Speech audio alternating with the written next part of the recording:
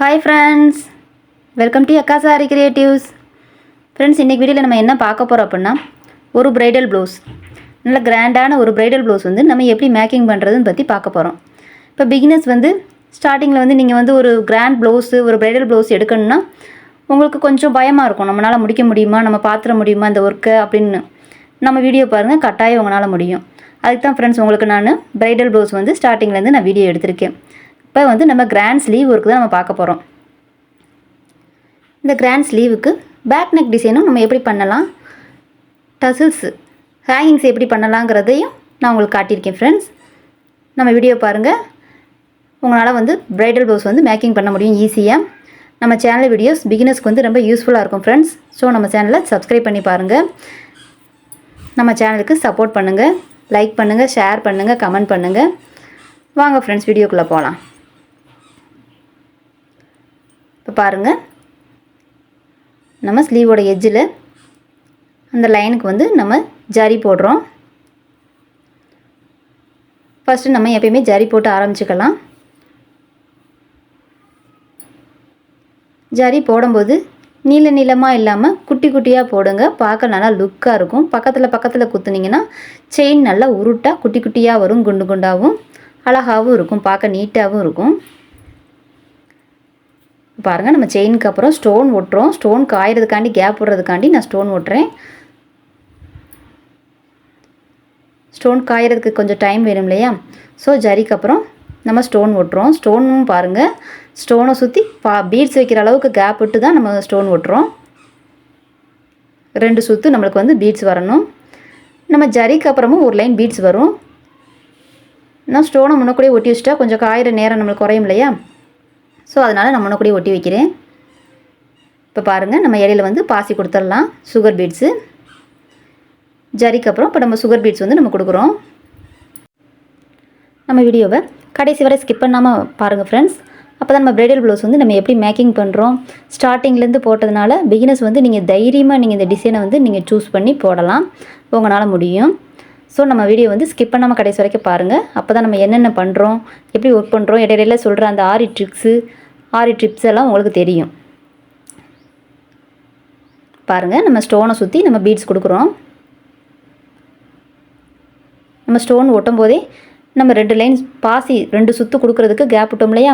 இந்த ஸ்டோனை சுற்றி நம்ம பாசி வைக்கிறதும் பக்கத்தில் உள்ள ஸ்டோனை சுற்றி பாசி வைக்கிற கேப்புக்கும் பாருங்கள் 1/4 இன்ச்சை விட கம்மியாக தான் வச்சுருக்கேன். அந்த கேப்லேயே நீங்களும் ஒட்டிக்கோங்க. 2 ஸ்டோனை வச்சு பார்த்து கூட நீங்கள் ஒட்டுங்க. சுகர் பீட்ஸ் வச்சா கரெக்டாக இருக்கிற அளவுக்கு பார்த்து ஒட்டிடுங்க. இப்போ நம்மளுக்கு கேப்பு பாருங்கள், 2 கல்லுக்குமே நம்ம சுகர் பீட்ஸ் கொடுக்கும்போது நம்மளுக்கு கரெக்டாக இருக்குது அந்த கேப்பு. 1/4 இன்ச்சு கேப் விட்டாலே நம்மளுக்கு சரியாக வரும்.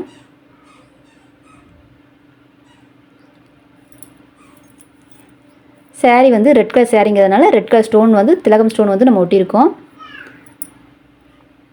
இந்த மாதிரி நம்ம ஒட்டியிருக்க எல்லா ஸ்டோனை சுற்றியும் நம்ம சுகர் பீட் கொடுத்துக்கலாம். சுகர் பீட் கொடுக்கும்போது 2 பீட்ஸாக கொடுங்க, அதிகமாக கொடுக்காமல். நம்மளுக்கு திலகம் ஸ்டோனுக்கு வந்து சேப் கிடைக்கணும் இல்லையா? அந்த ராமம் சேப் வந்து நம்மளுக்கு கரெக்டாக கிடைக்கணும் இல்லையா? ஸோ பாயிண்ட் எட்ஜு கரெக்டாக கிடைக்கணுங்கிறதுக்காண்டி ஒரு பாசி எக்ஸ்ட்ரா வச்சு நாட் போடுங்க, பாயிண்ட் வந்து நல்லா ஷார்ப்பாக கிடைக்கும். இப்போ பாருங்கள், நெக்ஸ்ட்டு வந்து நம்ம ஒட்டின ராமக்கல் ஃபுல்லாக நம்ம சுகர் பீட்ஸ் வந்து கொடுத்தாச்சு. நெக்ஸ்ட்டு அதை ஒட்டியே ஒரு லைன் வந்து சுகர் பீட் வந்து தர்றோம்.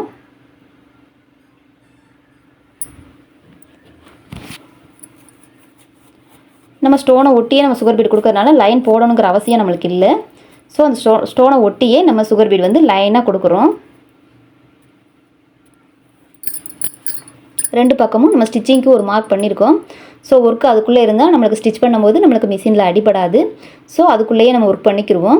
ஸ்டிச்சிங்காண்டி ஒரு 1/2 இன்ச்சு கேப் விட்டுருக்கோம். இப்போ நெக்ஸ்ட்டு பாருங்கள், 4mm பீட்ஸ் வந்து தர்றோம். 4mm பீட்ஸ் வந்து ஒன்றா தான் நீங்கள் கொடுக்கணும். அதிகமாக கோர்த்தோம் அப்படின்னா லைன் வந்து நெளிஞ்சு காட்டும். 4mm பீட்க்கு அடுத்து ஒரு சுகர் பீட் வந்து கொடுக்குறோம். பாருங்கள், நம்ம ரொம்ப ஈஸியான மெத்தடில் தான் இந்த ப்ரைடல் ப்ளவுஸ் வந்து நம்ம போடுறோம். ரொம்ப ஈஸி தான் ஃப்ரெண்ட்ஸ். நீங்கள் ஸ்டார்டிங்லேருந்து பார்த்தா கட்டாயம் நீங்களும் ப்ரைடல் ப்ளவுஸ் வந்து நீங்களும் போட்டுருவீங்க.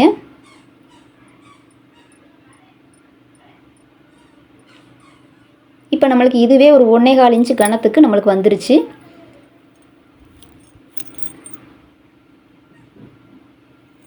இன்னும் நம்ம ஒரு 1/2 இன்ச்சுக்கு நம்ம ஒர்க் பண்ணிடுவோம். பாருங்கள், நெக்ஸ்ட்டு வந்து 4 mm பீடும் 3 mm பீடும் நான் மாற்றி மாற்றி கொடுக்குறேன்.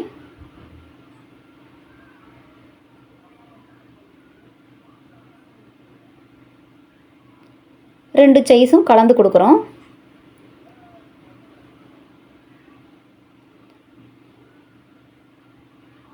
இப்படி கொடுக்கும்போது பார்க்க கொஞ்சம் லுக்காக தெரியும். ஒரே பாசியாக இல்லாமல் 2 சைஸ் நம்ம கொடுக்கும்போது கொஞ்சம் பார்க்க அழகாக தெரியும்.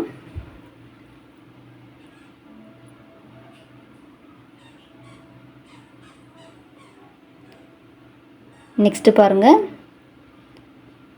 நம்ம இடையில ஒரு 1/4 இன்ச்சு விட்டு 1/4 இன்ச்சு கேப்புக்கு அக்கன்னா மாதிரி 3 4 mm பீட்ஸ் வந்து நம்ம கொடுக்குறோம்.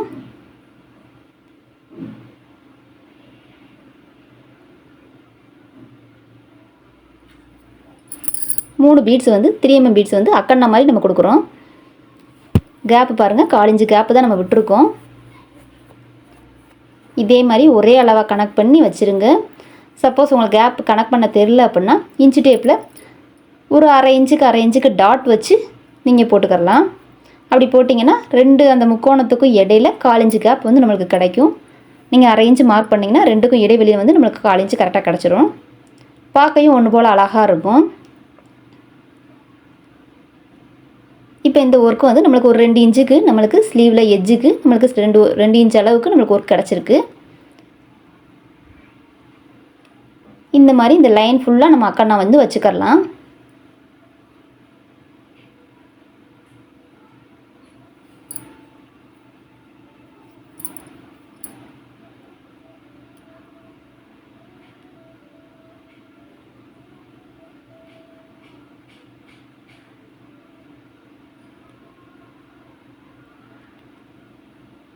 இந்த மாதிரி ஃபுல்லாக நம்ம வந்து அக்கன்னா வந்து வச்சுக்கிடுவோம். எப்போயுமே நம்ம ஆரி ஒர்க் வந்து ஸ்டிச் பண்ணும்போது நம்ம ஃப்ரேமை வந்து அமுக்கக்கூடாது. விரலையும் வச்சு துணியை வந்து நம்ம அமுக்கணும் அப்படின்னா நம்மளுக்கு துணி வந்து கிளாத் வந்து தொவல் கொடுக்கும், ஒர்க்கும் நம்மளுக்கு சுருங்கும். ஸோ ஃப்ரேமை வந்து பொத்துனாப்பில் ஹேண்டில் பண்ணுங்கள்.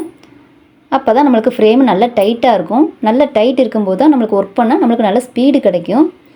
ஸோ ஃப்ரேமில் வந்து அழுத்தாதீங்க. ஸ்லீவை வந்து தூக்கி ஃப்ரேமில் அழுத்தாத அளவுக்கு வச்சு ஒர்க் பண்ணுங்கள். பிகினர்ஸ் வந்து அந்த ஒரு மிஸ்டேக் வந்து நீங்கள் பண்ணுறீங்க. அமுக்கி பண்ணுறதுனால கிளாத் வந்து ரொம்ப சீக்கிரம் ஃப்ரேம் வந்து தொவல் கொடுக்கும். அப்படி நீங்கள் ஒர்க் பண்ணும்போது லூஸாக வச்சு நீங்கள் ஒர்க் பண்ணும்போது ஒர்க்கு வந்து சுருக்கி தெரியும். இதை நீங்கள் கரெக்ட் பண்ணிக்கோங்க. இப்போ நெக்ஸ்ட்டு பாருங்கள், அதை ஒட்டியே நம்ம ஒரு லைன் ஜரி கொடுக்குறோம்.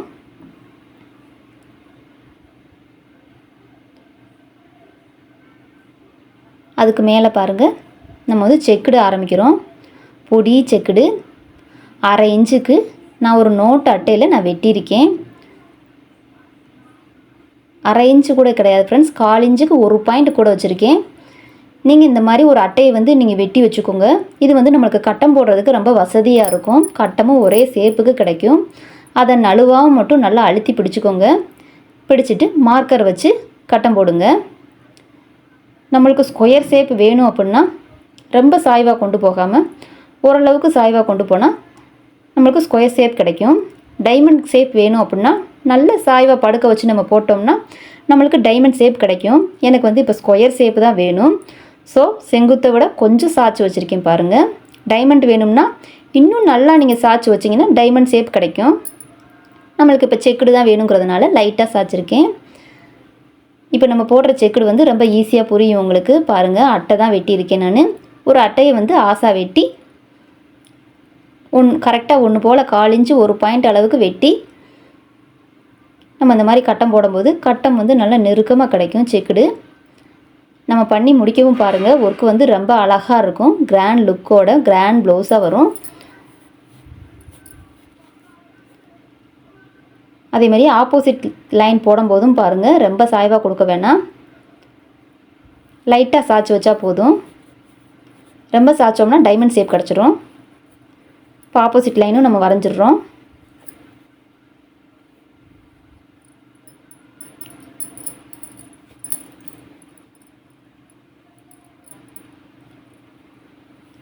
பாருங்கள், நம்மளுக்கு ஸ்கொயர் ஷேப்பில் செக்குடு வந்து கிடச்சிருக்கு.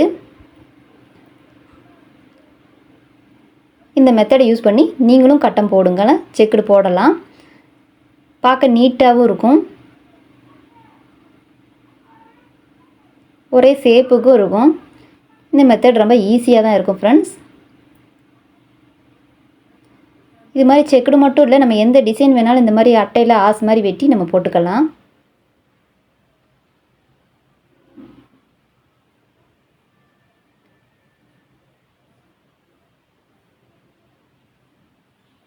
இது நல்லா பொடி செக்குடாக வரும். இப்போ பாருங்கள், செக்குடு பாருங்கள். நான் 1/4 இன்ச்சு ஒரு பாயிண்ட் வச்சேன். நம்மளுக்கு கட்டை வந்து 1/2 இன்ச்சு கட்டை மாதிரி தெரியுது. நான் கட்டத்தோட அளவு வந்து 1/4 இன்ச்சுக்கு ஒரு பாயிண்ட் தான் கூட இருக்கும். நம்ம மார்க்கர் வச்சு வரைஞ்சதுனால 1/2 இன்ச்சு கேப் வந்து விழுகுது. ஸோ அதனால் கட்டை வந்து 1/4 இன்ச்சுக்கு ஒரு பாயிண்ட் மட்டும் தள்ளி வச்சுக்கோங்க. இப்போ பாருங்கள், 2 ராமக்கல் வச்சோம் இல்லையா, திலகம் ஸ்டோனு, அந்த 2க்கும் இடையில ஒரு 3 mm ஃபீடு வந்து கொடுக்குறோம். மேலேயும் கீழேயும் நம்ம கொடுக்குறோம். ஸோ அந்த ஒர்க்கு வந்து நம்மளுக்கு கெட்டியாக அடையும். கேப் இல்லாத அளவுக்கு ஒர்க்கு வந்து நிறைஞ்சு தெரியும்.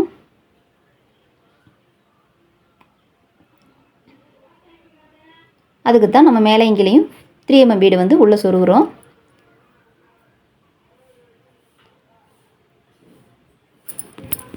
இப்போ நம்மளுக்கு ஸ்லீவில் எட்ஜ் ஒர்க் வந்து ரொம்ப அழகாக வந்திருக்கு.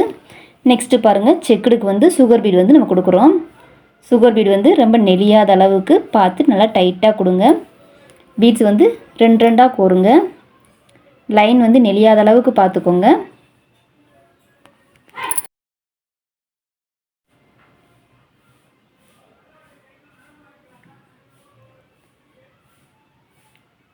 நம்ம வரையும் போதே நம்ம கரெக்டாக வரைஞ்சிட்டோம் அப்படின்னா நம்ம அந்த லைனில் பீட்ஸ் வைக்கும்போது நம்மளுக்கு கரெக்டான ஷேப்புக்கு கிடைக்கும்.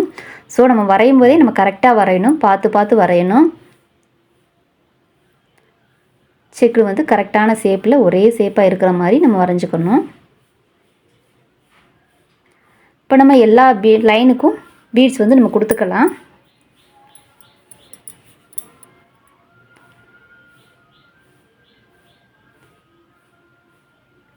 ஸ்டார்டிங்கில் வந்து பிகினர்ஸ் வந்து இந்த அளவுக்கு நெருக்கமான கட்டம் போடுறதுக்கு கொஞ்சம் சிரமப்படுவீங்க. உங்களுக்கு கட்டத்தோட அளவை கூட்டணும்னா கூட்டிக்கிடலாம். கொஞ்சம் கட்டத்தோட அகலத்தை வந்து நீங்கள் கூட்டிக்கலாம். இல்லை எனக்கு கிராண்டான ப்ளவுஸு, வெட்டிங் ப்ளவுஸ் இந்த மாதிரி வேணும் எனக்கு அப்படின்னா நீங்கள் இதே அளவுக்கே நீங்களும் போடலாம். கொஞ்சம் முயற்சி பண்ணி போட்டால் உங்களால் முடியும். பாருங்கள், நம்மளுக்கு செக்குடு ஃபுல்லாக நம்ம பீட்ஸ் வச்சு முடிச்சாச்சு. இப்போ நெக்ஸ்ட்டு அந்த செக்குடோட கார்னருக்கு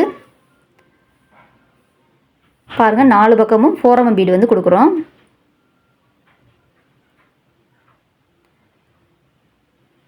இப்போ 4 mm பீடு தடும்போது நம்மளுக்கு கட்டை இன்னும் நல்லா நெருக்கமாக வரும்.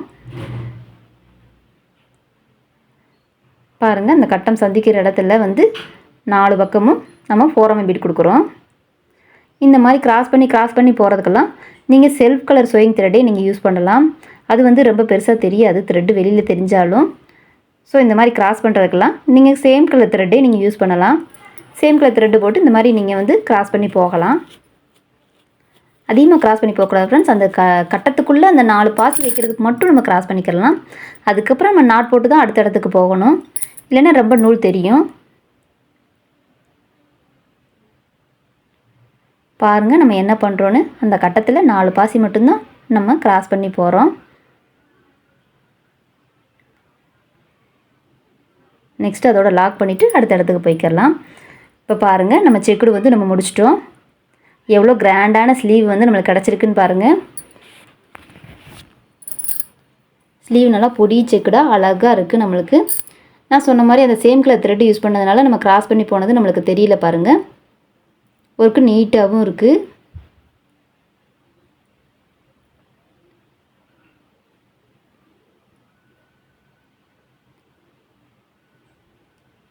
இப்போ நம்ம கிராண்டான ஸ்லீவ் வந்து நம்ம ஒர்க் பண்ணிட்டோம்.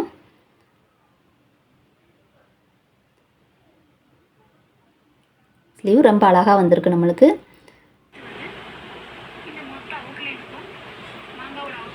இது வெட்டிங் ப்ளவுஸுக்கு நல்லா லுக்காகவும் இருக்கும், ஃபோட்டோஸுக்கும் அழகாக தெரியும்.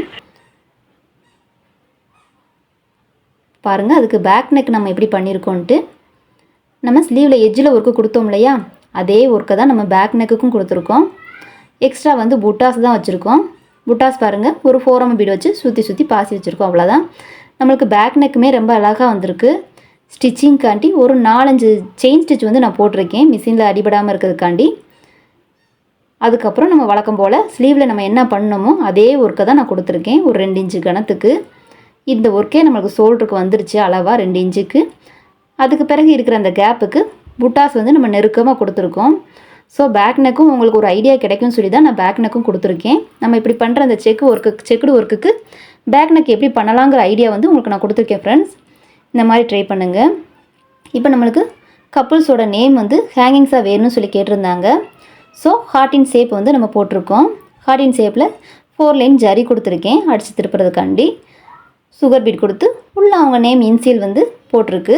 4mm பீடை வச்சு போட்டு அவுட்லைன் ஜரி கொடுத்துட்டு சேரீ கலரான அந்த ரெட் கலர் சில்க் த்ரெட் வந்து நம்ம கொடுத்துருக்கோம். அப்போ தான் அந்த லெட்டர்ஸ் வந்து நம்மளுக்கு அழகாக தெரியும்.